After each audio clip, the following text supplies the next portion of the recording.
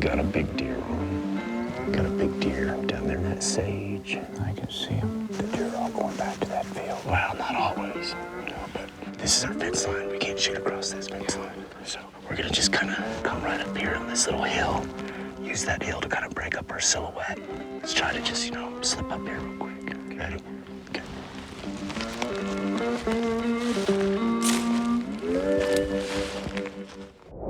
Behold eastern Colorado, the endless backdrop of host Ron Spomer's latest adventure, hunting an odd strain of whitetail that has adapted to life on the prairies. Strange habitat for a whitetail. That's why we're doing something special on this edition of Winchester World of Whitetail. We're in eastern Colorado, hunting an animal that most people have never seen, and most people probably don't even know exists. It's the prongtail.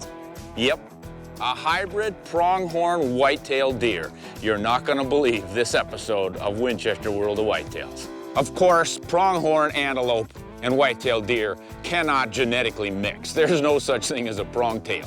But the whitetail living out here in this open country act a lot like pronghorns. It's really pretty interesting, and it gives the hunter a whole new perspective on hunting whitetails. Can we match up with these wily animals out on the open plains and get ourselves a prongtail?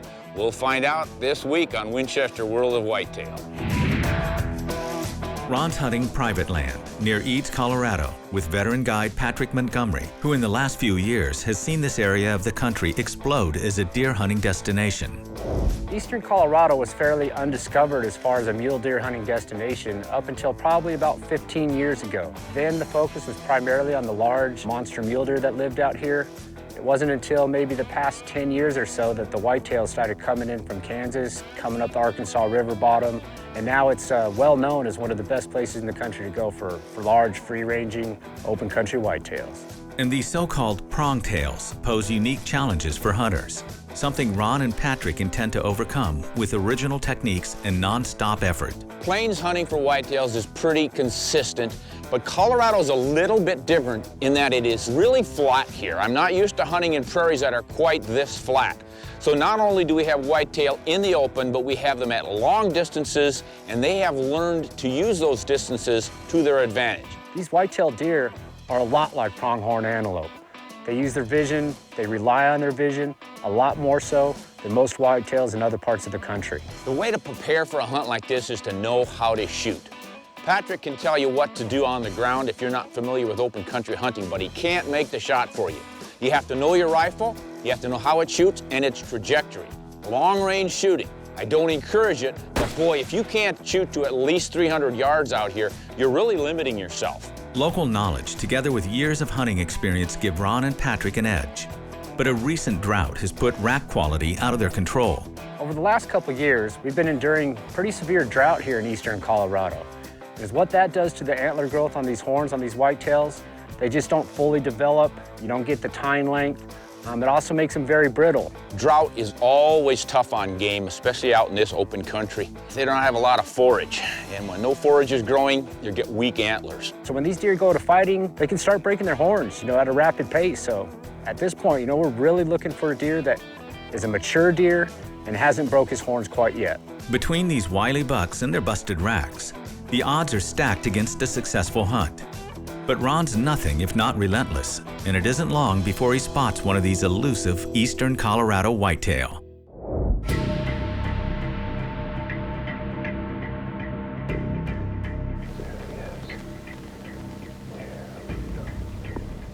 Jumped it.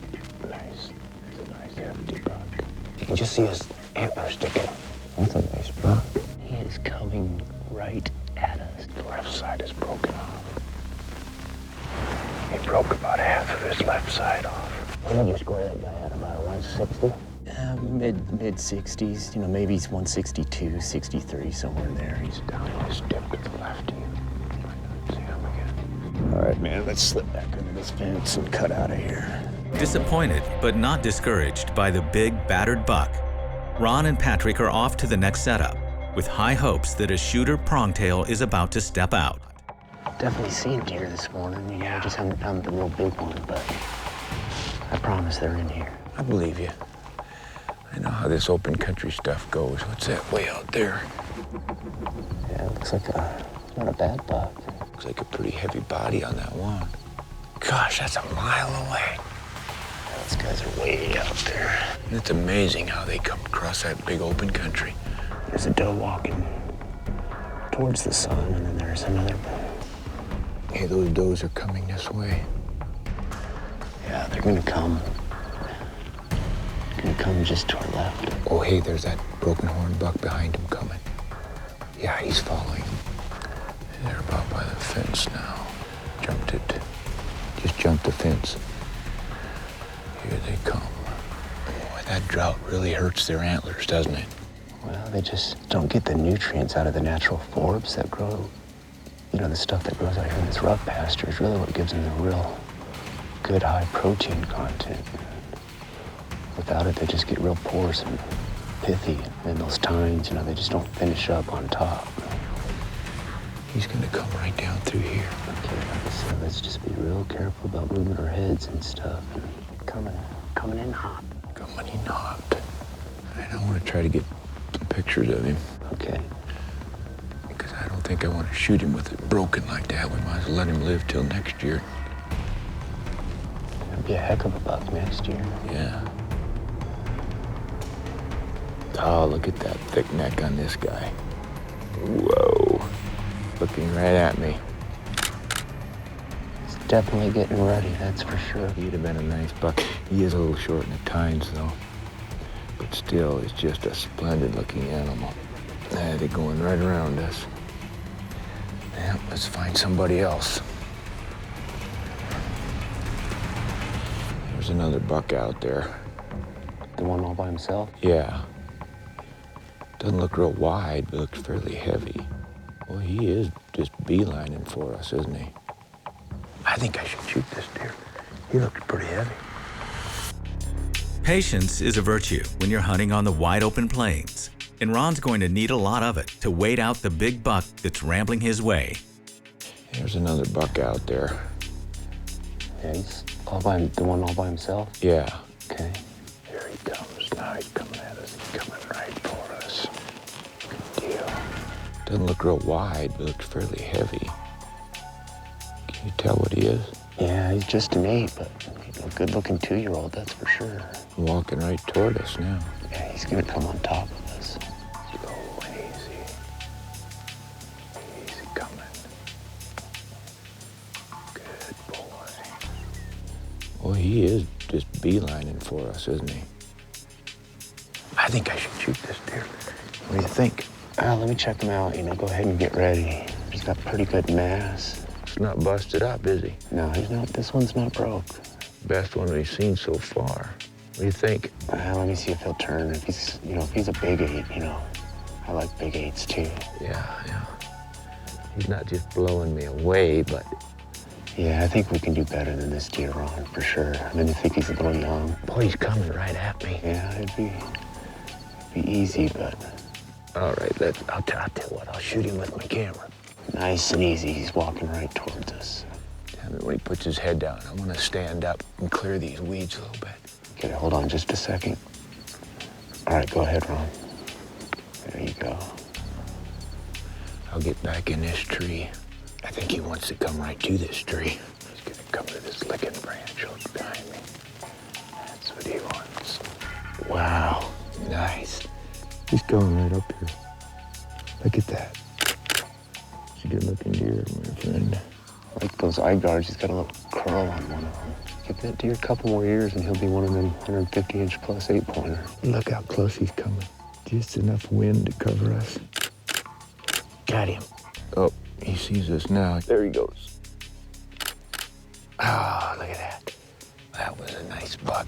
That's the first one, really, I've seen that had all his tines. Young bucks, broken tines, long-range scouting. It's all part of cracking the code on these open prairie whitetails. So Ron and Patrick pack up and move on to the next setup. You know, it's difficult these days to be able to hunt just anywhere. It's one thing to hunt and outwit deer, it's another to outwit landowners. You've got certain boundaries that you can hunt on, and if the deer aren't on your place, you've got to figure some way out to get around that. Now, we were hunting feed fields. The neighbors got the bedding cover, we've got the feed. So now we've got feed fields and bedding sites, and we're in between the two, and the deer are coming to us. That being said, there's mixed private land out here. We have permission to hunt some of it we don't.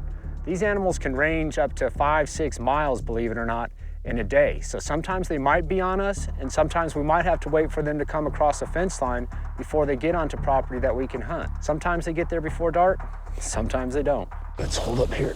Let me set up this spot and scope real quick and see if I can't see him. Yeah, there he is. He's standing there by that fence line. Is he coming this way? Nah, he's just kind of standing out there right now.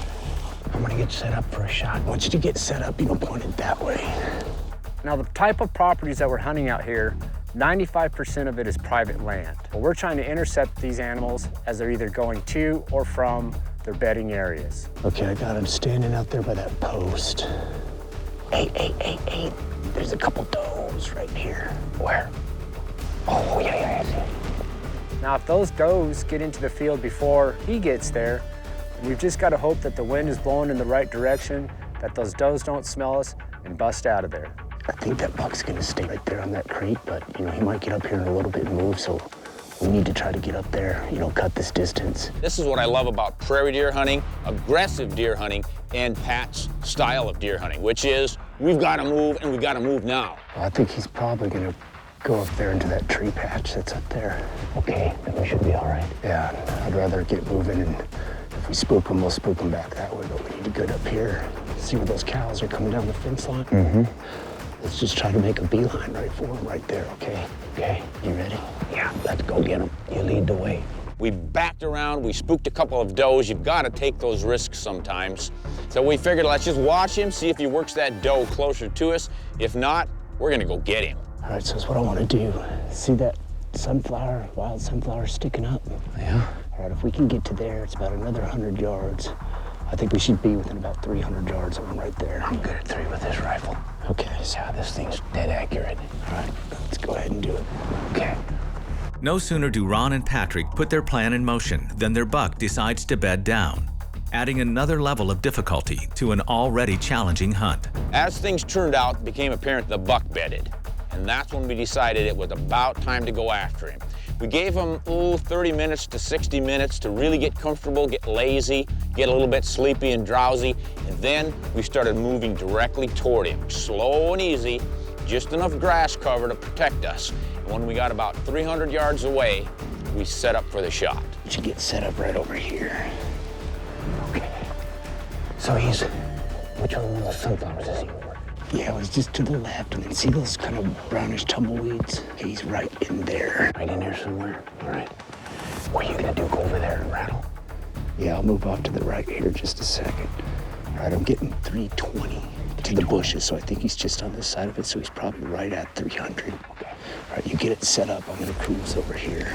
Now, making a shot on a deer that's bedded out in the grass involves getting him up. So I sat down, got loaded, put a round in the chamber, into the sticks, pointing it at where this deer was last seen. Patrick goes off to the side. He's gonna make the noise to make the buck stand up.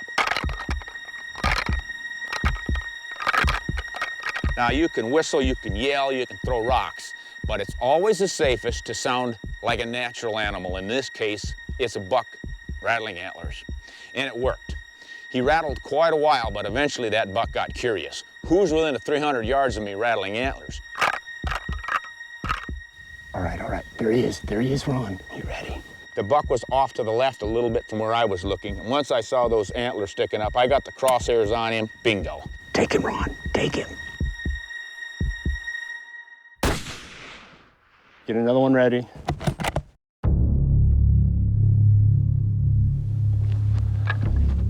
He went down, didn't he? Yeah, he went running off on that ditch, so.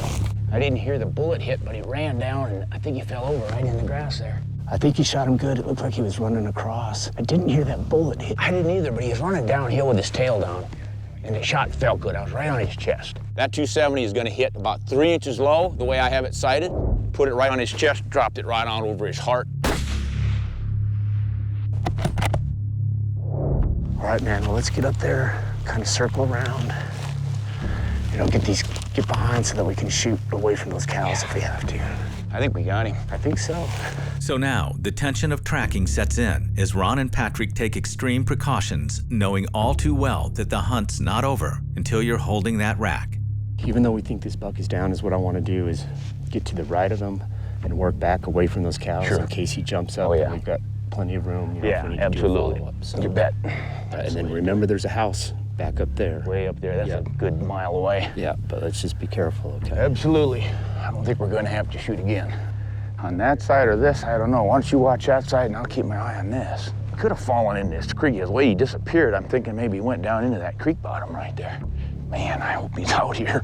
I thought I got him. Oh, here he is. Here he is, right here. Right here. Nice.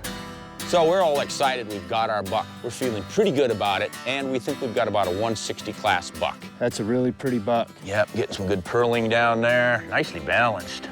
Good eye guards. Yep. This hunter's pretty happy with it. I mean, that was a classic hunt. To me, the hunt is the trophy. Right. Obviously, we all love big antlers, and we love big trophies that way. But man, when you play the game by the rules, fair and square, and put all the work and effort we did into this hunt. We just did everything right. Got a great deer. Yep. And yeah, really excited for you. Good job. Ah, thanks. To me, this was a trophy because it was a trophy hunt.